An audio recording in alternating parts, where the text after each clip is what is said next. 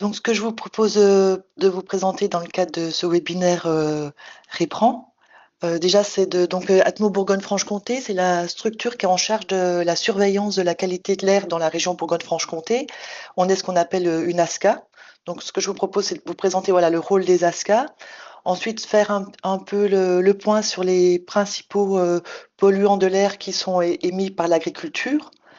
Après, nous ferons un focus sur l'ammoniac, puisque c'est le webinaire du jour, avec la présentation des résultats de la campagne qu'on a menée durant un an sur 22 sites répartis dans toute la région. Et puis, on terminera par la présentation de notre projet partenaire qui vise à sensibiliser le secteur agricole sur le fait de l'intérêt de réduire leurs émissions d'ammoniac ou de particules. Alors, Atmo BFC, donc Atmo BFC est ce qu'on appelle une ASCA. Une ASCA, c'est une association qui est agréée par le ministère en charge de l'environnement pour surveiller la qualité de l'air. Donc, en fait, il y a une ASCA par région. Donc, nous, c'est Atmo Bourgogne-Franche-Comté.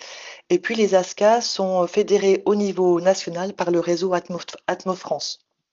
Donc, nous sommes association loi 1901 et on est regroupé en 4 collèges de poids égal, donc qui comprend à la fois des organismes étatiques, les collectivités territoriales, des industriels et puis également des personnes qualifiées des associations telles que Météo France, l'Université de Bourgogne, l'Université de Franche-Comté et les associations environnementales.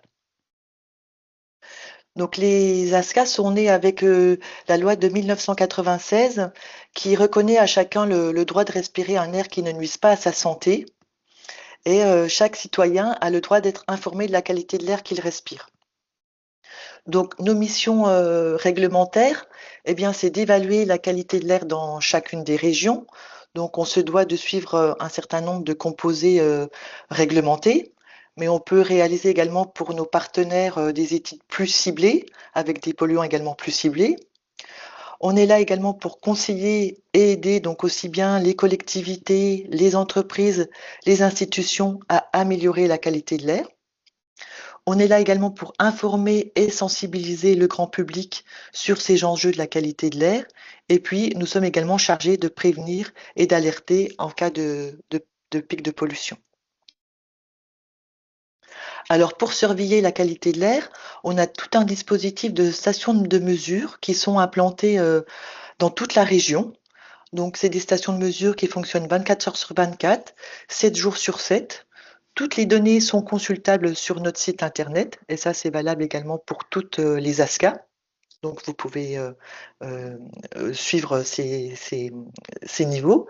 Donc, on a des stations qui sont des stations urbaines situées au centre des villes, des stations trafic à proximité des grands axes routiers, des stations industrielles, ainsi que des stations rurales, donc ce qu'on appelle des stations qui sont éloignées de toute source de pollution pour évaluer les niveaux de fond.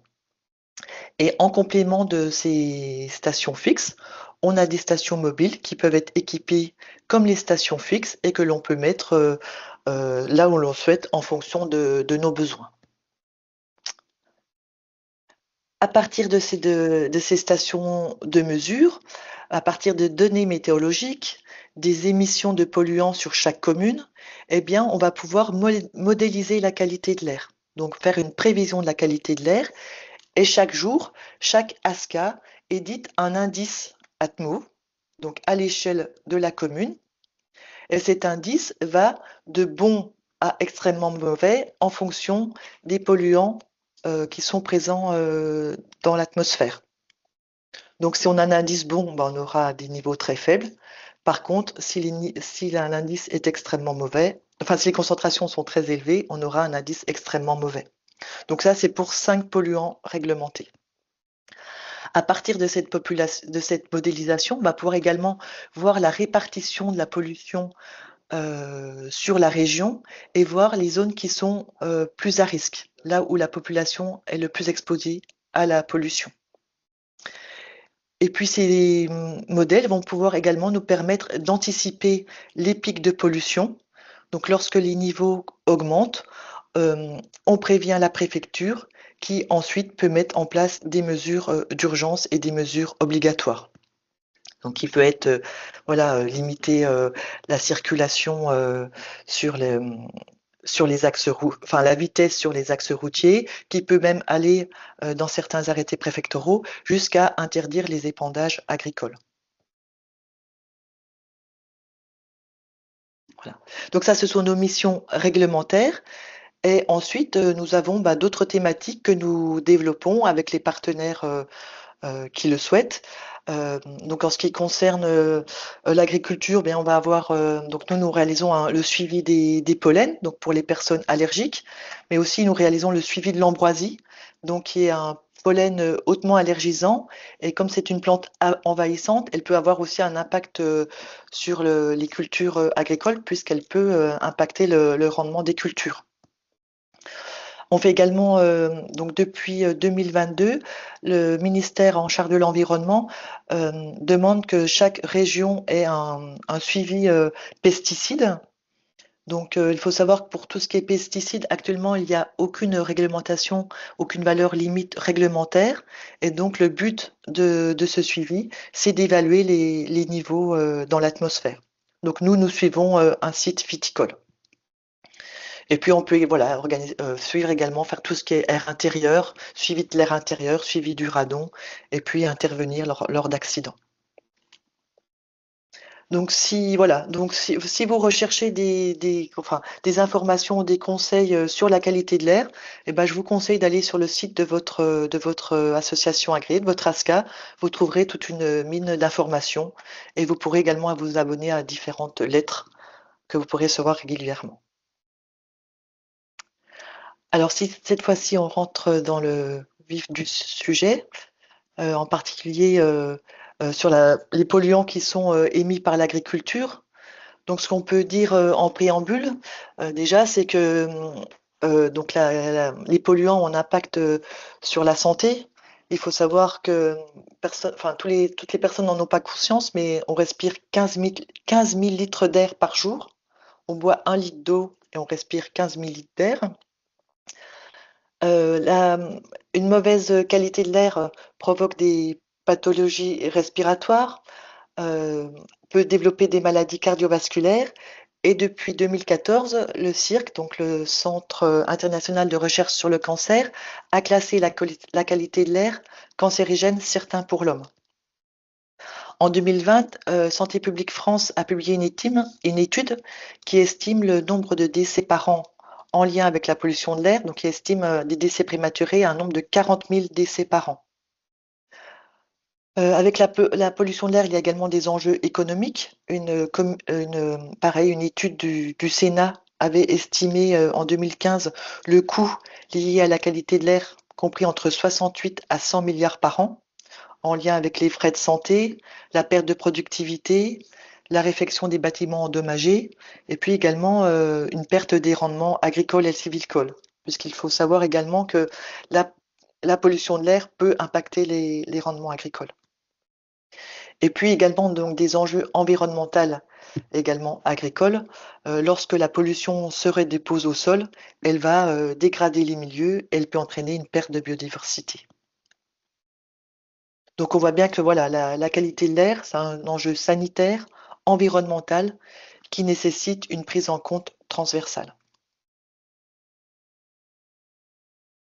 Cette fois-ci, si on part sur les principaux, polluants de l'air, émis, en agriculture, donc quand on parle de polluants, on parle de substances qui ont un impact soit sur la santé, soit sur l'environnement.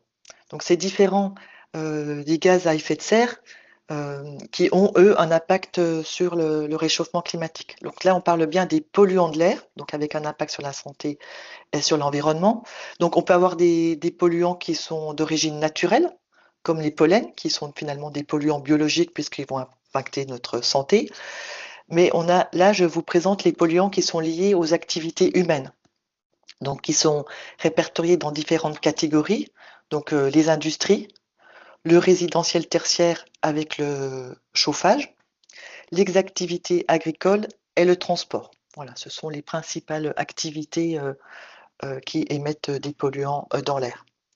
Et donc, si on regarde les émissions liées à l'agriculture, Donc on voit pour, ce qu'on appelle les oxydes d'azote, que les émissions, générées par les agricultures sont estimées à 29, donc en lien avec les engins à combustion, les engins moteurs.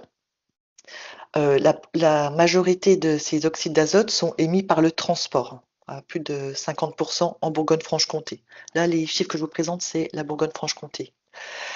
L'activité agricole va émettre également des particules, donc plutôt des particules grossières, avec une répartition environ à 28%, avec des proportions comparables à ce qui est le transport, le chauffage résidentiel tertiaire et l'industrie.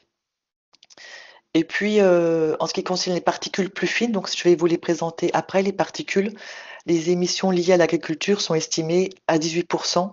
C'est essentiellement lié au chauffage, au résidentiel tertiaire, avec une grande partie dominante. Et voilà. Et si on regarde l'ammoniac, on voit que les émissions sont fortement liées à l'agriculture, puisque 98% des émissions viennent de l'ammoniac. Les autres secteurs représentent moins de 2% des émissions.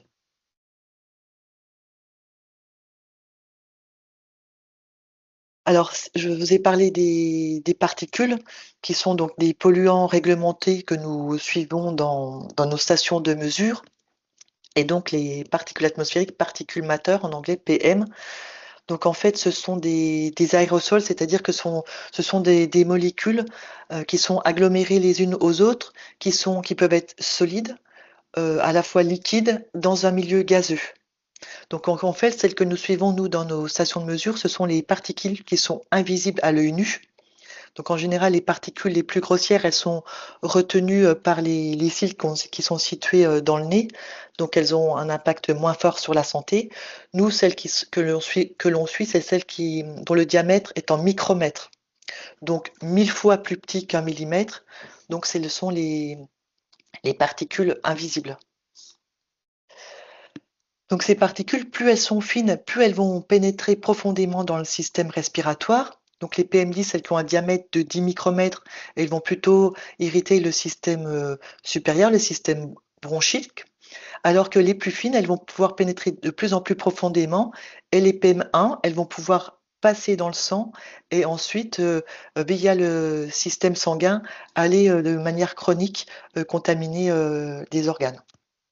Donc effectivement, si ces particules contiennent des métaux lourds, des bactéries, des moisissures, des gaz ou même des pesticides, elles vont pouvoir aller contaminer le, les humains. Donc elles sont donc avec une atteinte, avec un développement des maladies cardiovasculaires, donc ils sont reconnus, et elles sont également classées cancérigènes certains par le cirque au même titre que la pollution de l'air.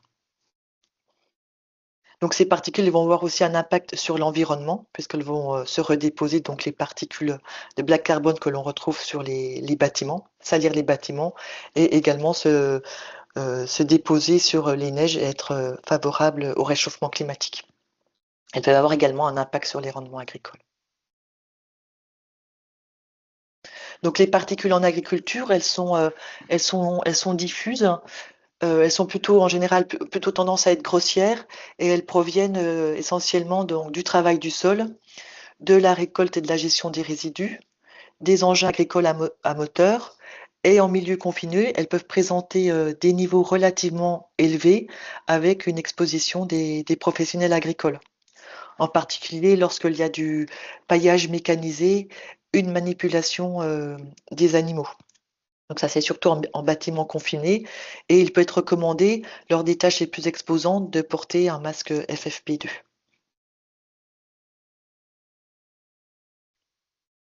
Alors cette fois-ci, si on part sur l'ammoniac, donc qui est le principal polluant émis à 98% par l'ammoniac.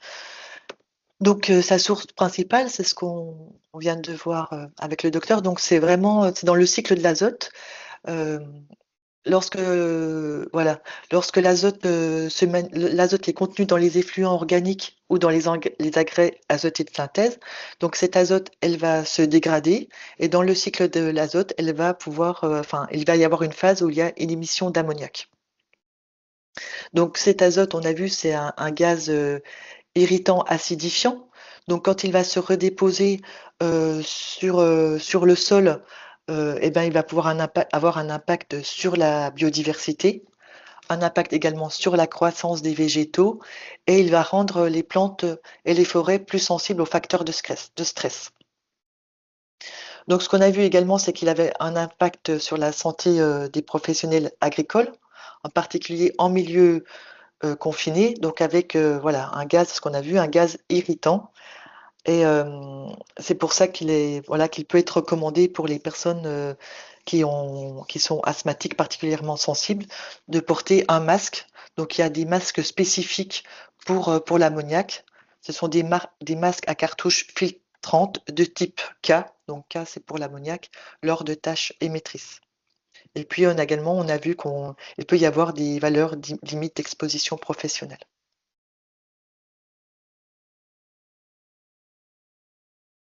Et cet ammoniac, au moment, des épandages, d'engrais, printaniers, eh bien, vont pouvoir, réagir avec d'autres polluants qui sont, dans l'air, qui sont émis par d'autres activités humaines, donc en particulier les oxydes d'azote, donc qu'on a vu qui étaient émis principalement par le transport.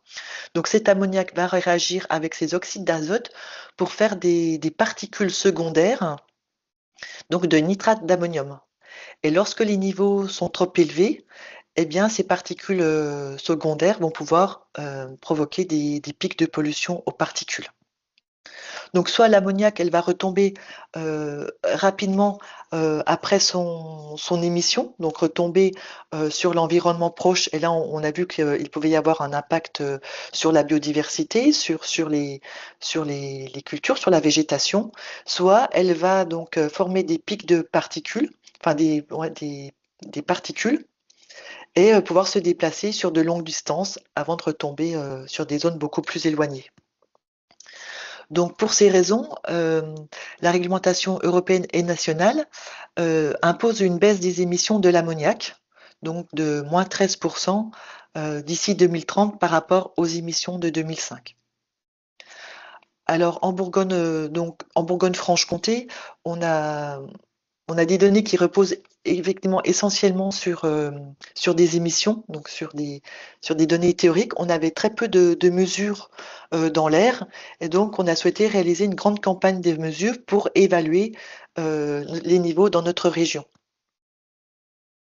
Donc là, on a travaillé avec, les chambres d'agriculture, pour, trouver des sites qui pourraient être intéressants, à instrumenter. Donc on a vu que c'était essentiellement des sites agricoles puisqu'à 98 c'est émis par l'agriculture.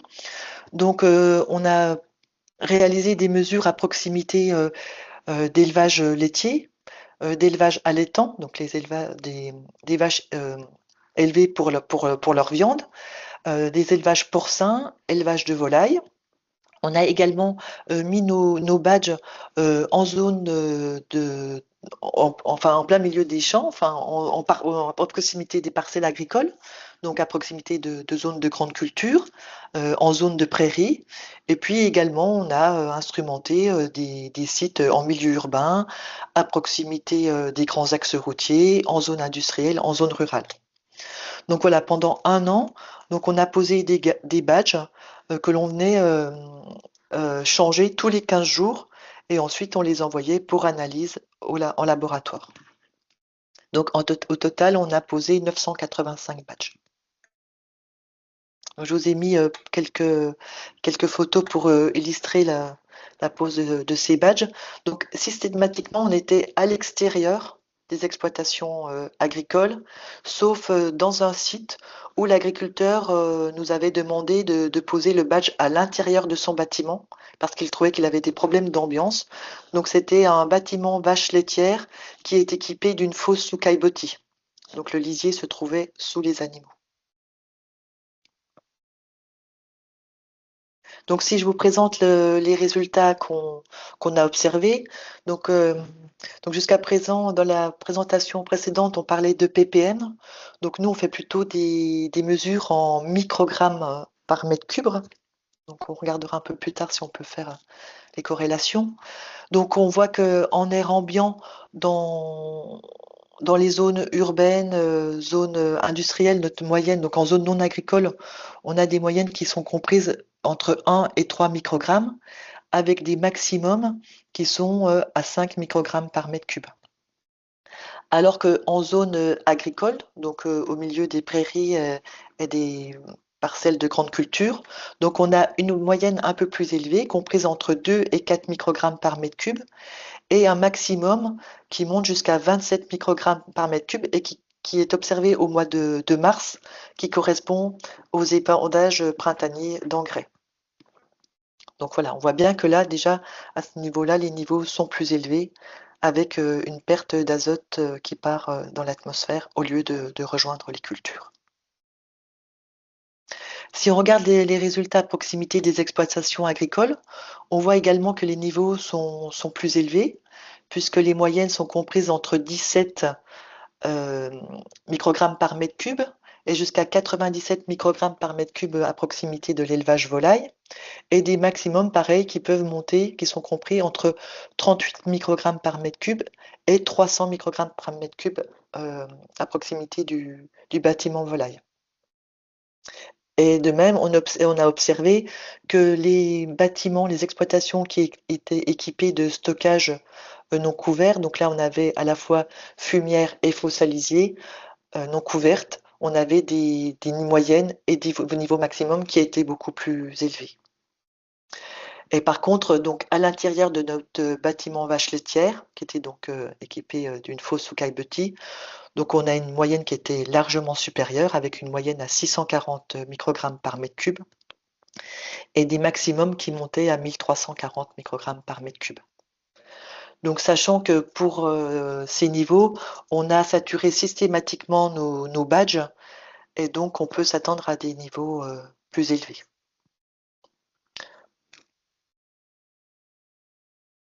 Donc là, si on reprend ce bâtiment, ce site-là, à l'intérieur d'un bâtiment vache laitière, donc si on compare par rapport aux limites d'exposition professionnelle, donc là, j'ai remis les niveaux en microgrammes par mètre cube.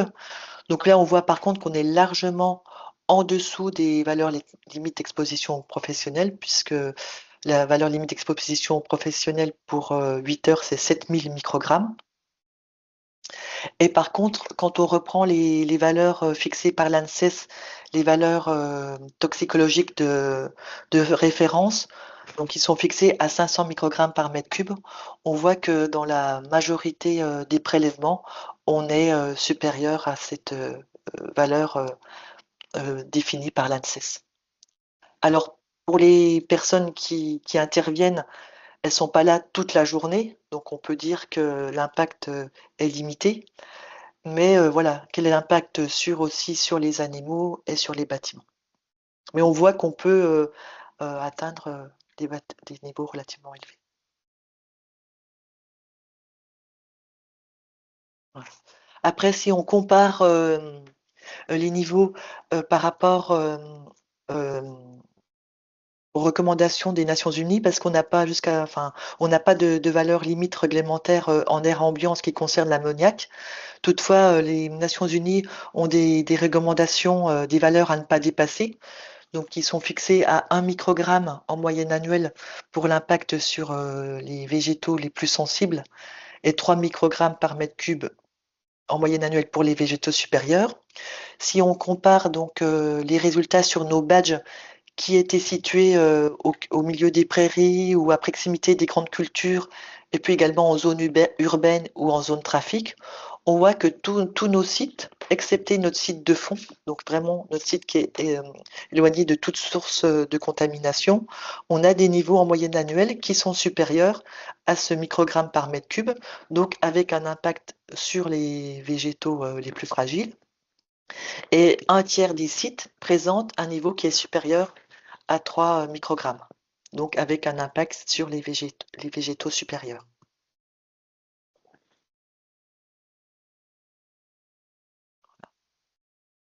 Donc ces résultats ont été présentés aux chambres d'agriculture et on voit bien que voilà, en Bourgogne-Franche-Comté, les émissions liées à l'ammoniac sont estimées à 39 000 tonnes par an. Donc ça, c'est de l'azote qui repart dans l'atmosphère, qui est finalement perdu pour les cultures, pour la croissance des cultures, ce qui représente en équivalent, alors c'est vraiment pour donner une idée, hein, mais c'est l'équivalent de 110 000 tonnes d'ammonitrate qui sont perdues par an. Donc c'est une véritable perte économique pour les agriculteurs. On a vu qu'il y avait également un impact sur la végétation, parce qu'on a des niveaux qui peuvent avoir un impact sur cette végétation. Et puis voilà, on voit qu'à l'intérieur des bâtiments, on peut avoir des niveaux qui sont relativement élevés avec un impact possible sur les éleveurs et les animaux. Et voilà, avec les chambres d'agriculture, on a voulu donner suite à cette campagne de mesures et on a souhaité répondre à l'appel à projet qui était lancé par l'ADEME. Donc l'ADEME lance régulièrement des appels à projets portant sur l'agriculture, donc ce sont les appels à projets AgriCare. Et en 2023, donc il y avait un appel à projet qui portait sur la réduction de l'ammoniac et des particules en agriculture. Et donc nous avons donc déposé un projet donc qui s'appelle le projet partenaire.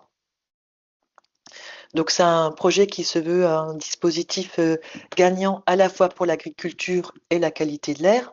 Donc le but de cet appel à projet, c'est vraiment de sensibiliser le secteur agricole sur les enjeux liés à la qualité de l'air et en particulier à l'ammoniac par différentes approches. Donc aussi bien sanitaires comme nous le faisons aujourd'hui, économiques, environnementales, pour ensuite qu'ils aient les connaissances pour ensuite faire évoluer les pratiques auprès des agriculteurs. Donc c'est Atmo BFC qui est porteur du projet. Nous avons 6 partenaires, donc 5 chambres d'agriculture, la chambre d'agriculture de Côte d'Or, du Jura, de la Haute-Saône, de Lyon et la chambre régionale. Et puis nous avons également donc comme partenaire le réseau national Reprend, donc qui est le réseau national des pathologies respiratoires en milieu agricole. Et donc c'est un projet qui va durer 2 ans et demi avec un financement à 70% de l'ADEME pour un budget total de 200 000 euros.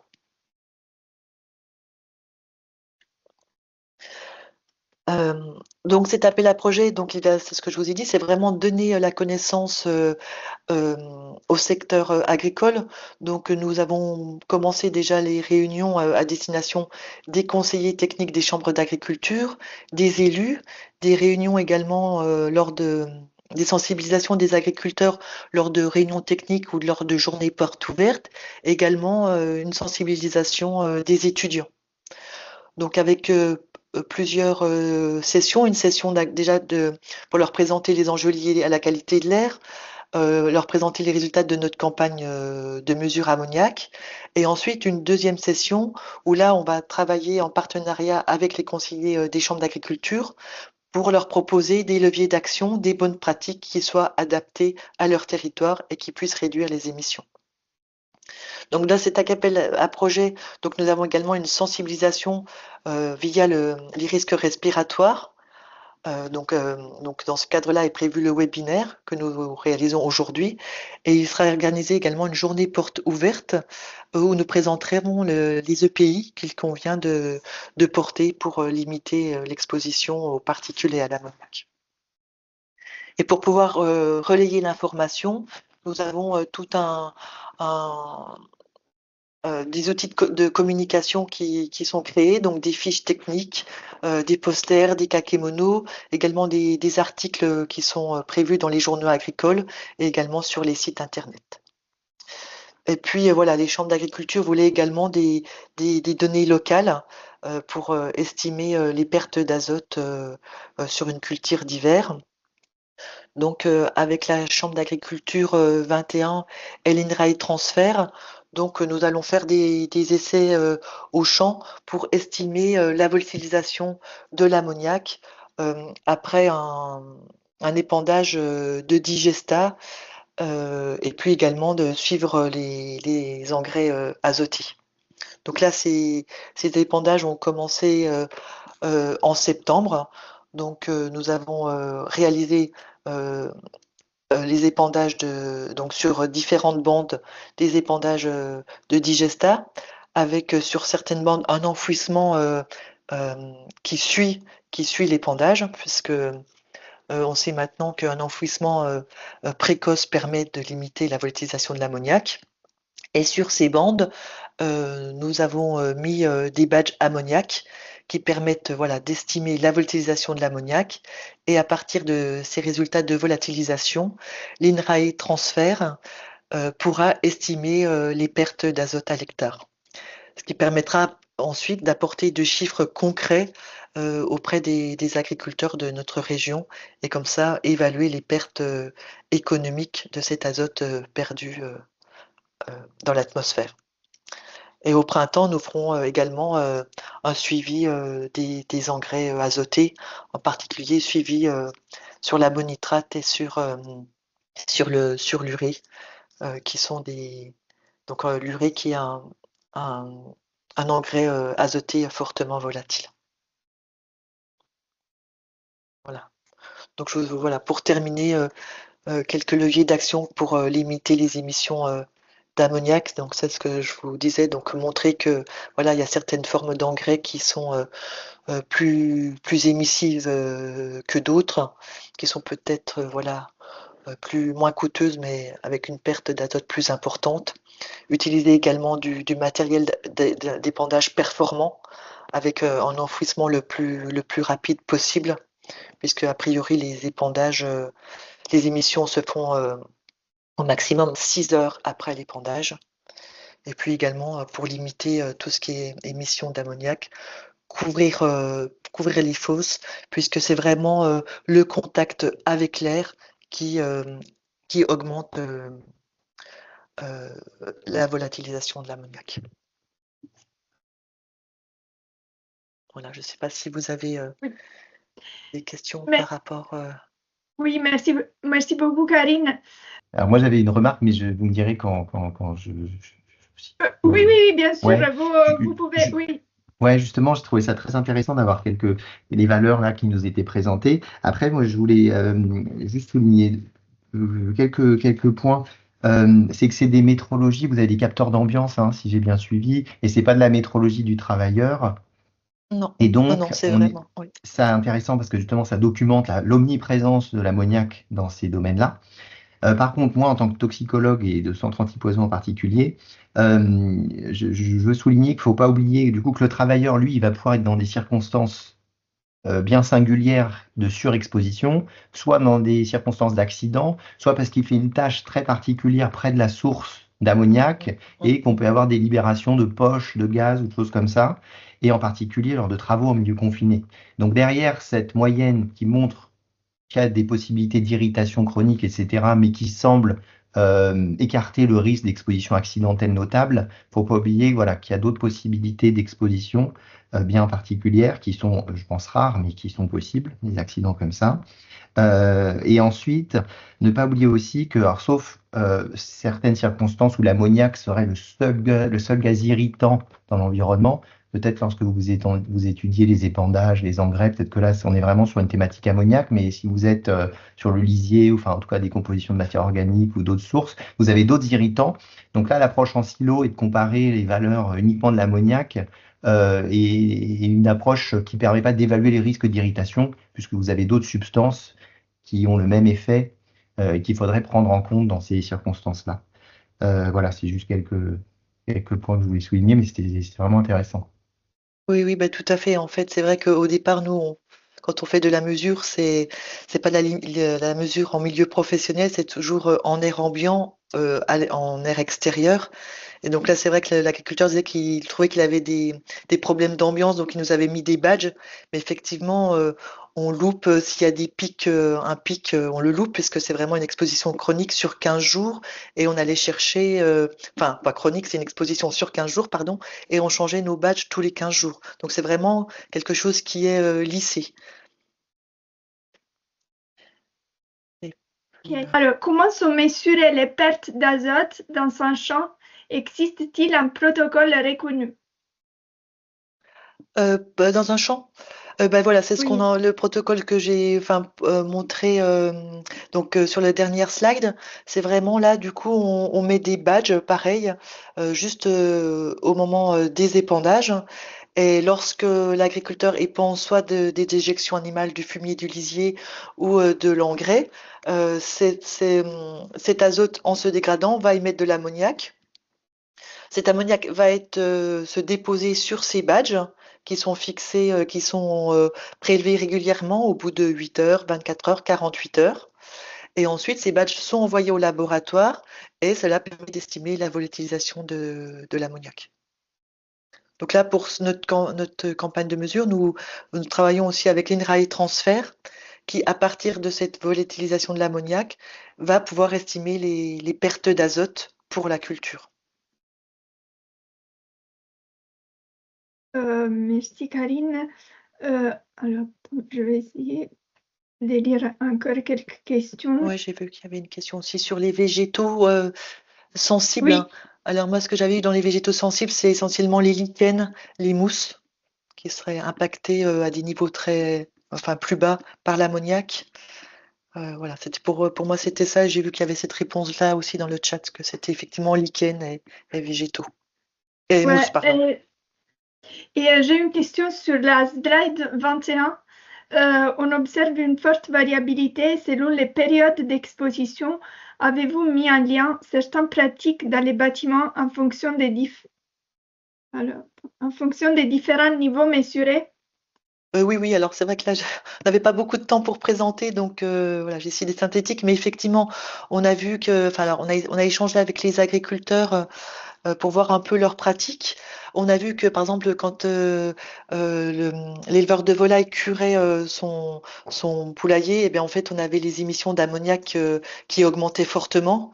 Voilà, on a vu le lien aussi, pareil, quand l'agriculteur il vidait sa fosse. On a vu qu'on avait des émissions plus fortes lors de ces périodes-là.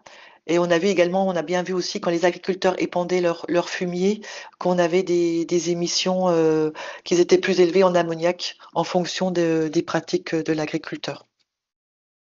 Alors il y a des choses on a réussi à expliquer, il y a d'autres niveaux qui étaient plus élevés qu'on n'a pas toujours réussi à expliquer également.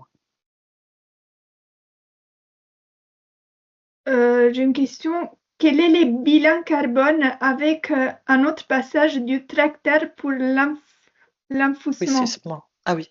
Eh bien ça, du coup, Enfouissement. c'est pas dans notre projet. Je pense que ça serait aussi quelque chose qui pourrait être intéressant euh, à étudier. Nous, dans la problématique, là, ce que je faisais, c'est les polluants de l'air qui ont un impact aussi sur la santé, sur l'environnement, alors que le bilan carbone, euh, c'est en lien avec le réchauffement climatique. Mais je pense que ça va être quand même étudié puisque voilà, c'était aussi une volonté des conseillers des chambres d'agriculture de pouvoir faire le lien également entre réduire les émissions d'ammoniac, mais aussi ne pas générer trop de gaz à effet de serre. Donc ça, je pense que ça sera étudié dans la deuxième partie du projet, donc à partir de l'année prochaine, pour, euh, pour voir l'impact également de l'impact de l'enfouissement. Merci. Et slide 20, la moyenne est calculée à partir de combien de séries de 15 jours? Eh ben, ça a été Mais sur mesuré, toute une année en continu. ouais, sur toute une continue. Donc, on n'a jamais arrêté les mesures. On a commencé le 1er mars 2022 et on a terminé le 30 mars 2023. Donc, les badges n'ont jamais été arrêtés, ont été prélevés durant une année complète. Merci Karine.